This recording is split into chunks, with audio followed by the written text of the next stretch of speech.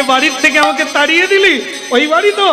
হ্যাঁ, ওই আমার মা আছে, ওই এক ভক্তিমতী মা। সত্য কথা বলতে কি জানিস, তোর পত্নীর কাছ থেকে আমিও শিখি, ওকে আমি প্রণাম করি গুরু বলে। বলে ও তো আপনার শিষ্যা, তাকে প্রণাম করেন? করতে হয় রে, শাস্ত্রে লেখা আছে এ জগতে গুরু একজন, আর আমরা প্রত্যেকেই শিষ্য। গুরু হচ্ছে জগৎ গুরু কৃষ্ণ।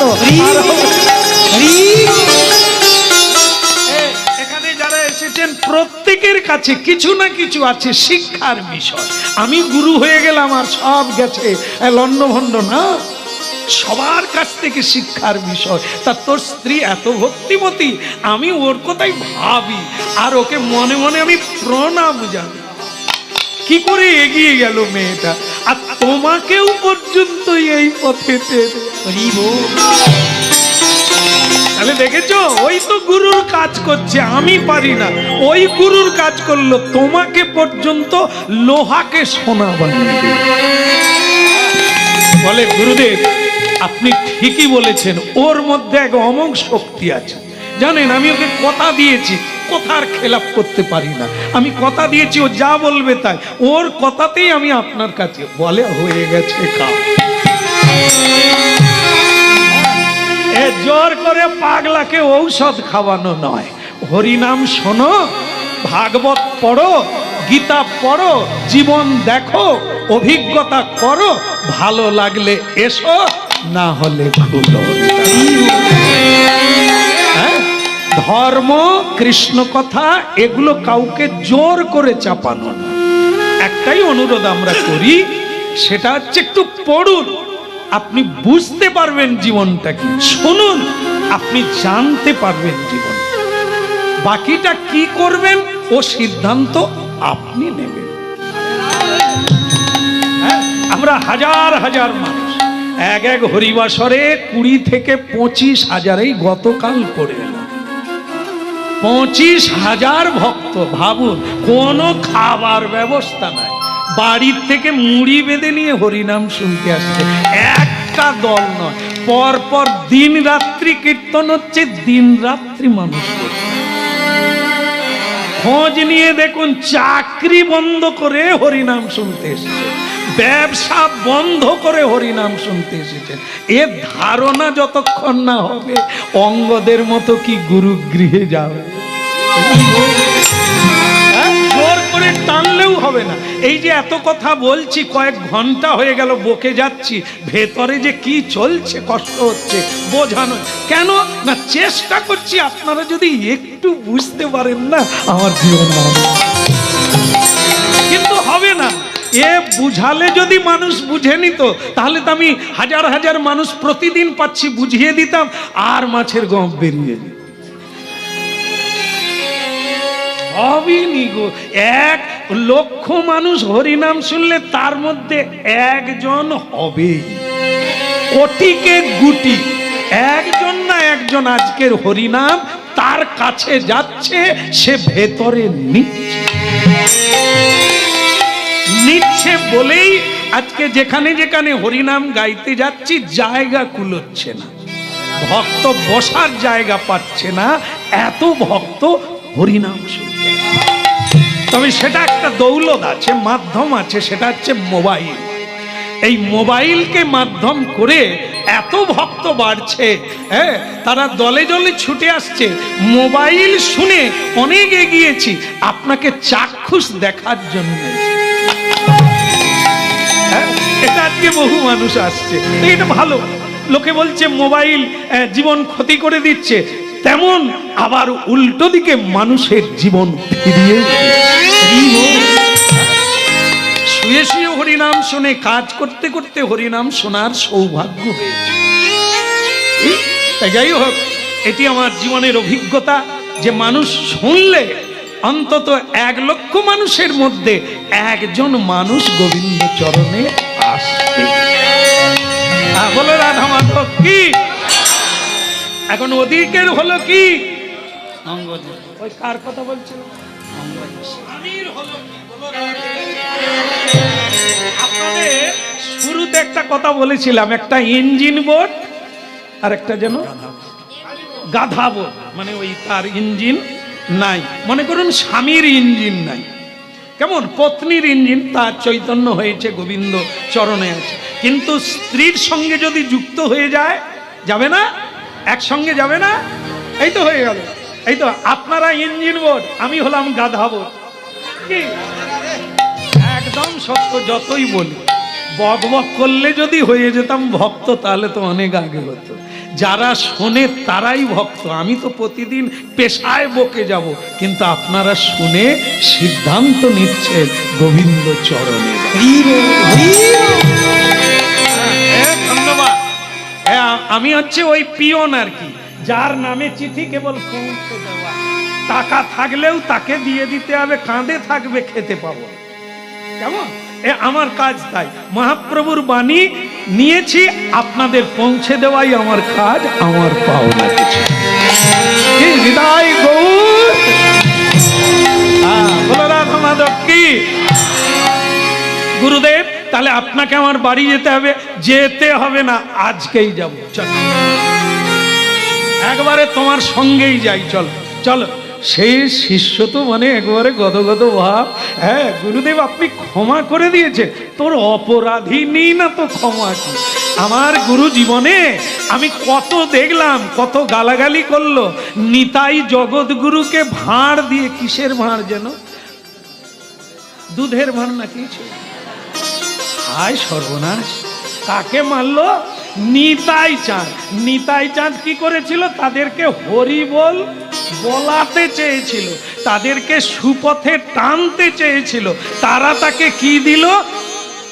ভাই করে মেরে দিল, তার রক্ত ঝরতে লাগলো। তবু নিতাই বলল, মারুক না, যদি একবার বলে। নিতাই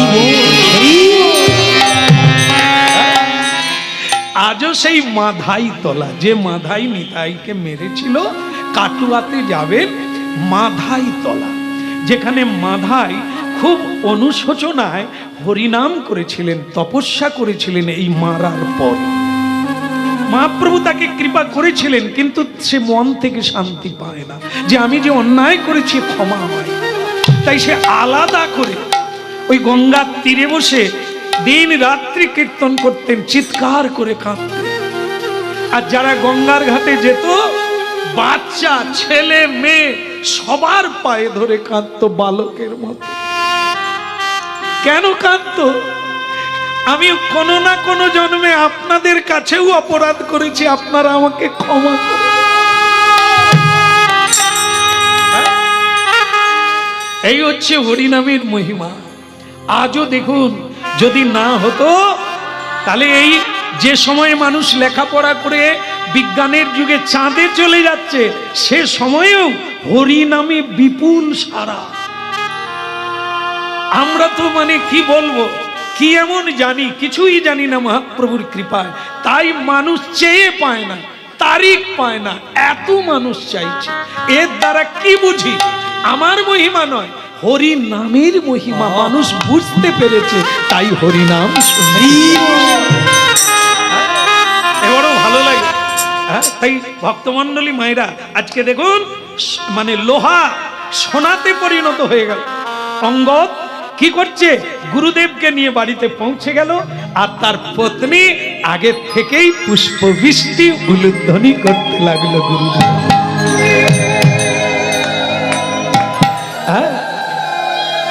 উলুধ্বনি শঙ্খধ্বনি করে যন্ত্রণা দিয়ে, উলুধ্বনি শঙ্খধ্বনি করে যন্ত্রণা দিয়ে, কেবল হরি হরি ধ্বনি তোদের ভক্ত মণ্ডলী। হরি হরি ধ্বনি করে ভক্ত মণ্ডলী, হরি হরি ধ্বনি করে ভক্ত মণ্ডলী, হরি হরি করে ভক্ত মণ্ডলী। উলুধ্বনি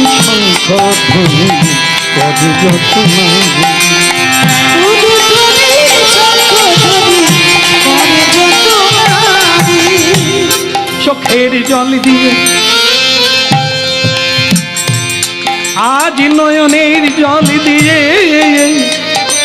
চরণ দুখানি ধুইয়ে দিল।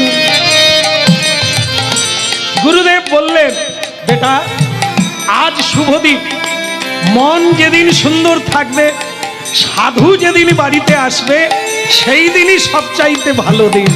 পাঁজি দেখতে লাগে না, ক্যালেন্ডার দেখার লাগে না। যেদিন সাধুর আগমন হয়, যেদিন ভগবানের আগমন হয়, সেই দিনই শুভ দিন। সেই শুভ দিনেই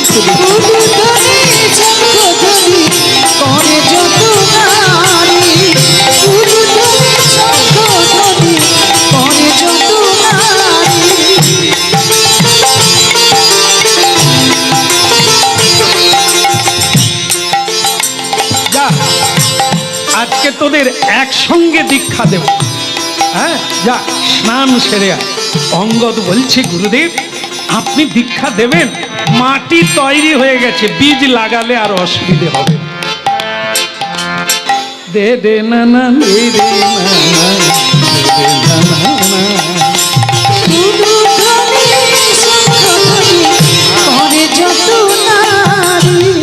এইবার শ্রী গুরুদেব বলি, হরি ভাই, শ্রী গুরুদেব দীক্ষা দিলেন। মাটি কোনটা? দেহকে মাটি বলা হয়, ক্ষেত্র। হ্যাঁ, আস্তে আস্তে হলো, রাধে রাধে। ওখানে কি হলো? হ্যাঁ বলো, রাধে রাধে বলো।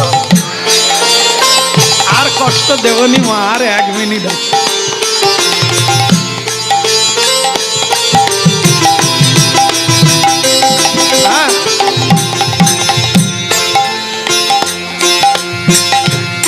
আগে হাল করতে হয়, তারপরে ঘাস বাঁচতে হয়, কাকর বালি বাঁচতে হয়, তারপরে বীজ লাগাতে হয়।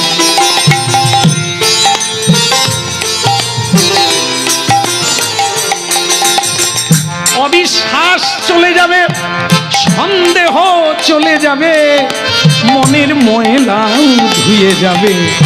তারপরে গুরুদেব বীজ মন্ত্র দেবেন হৃদয় ক্ষেত্রে।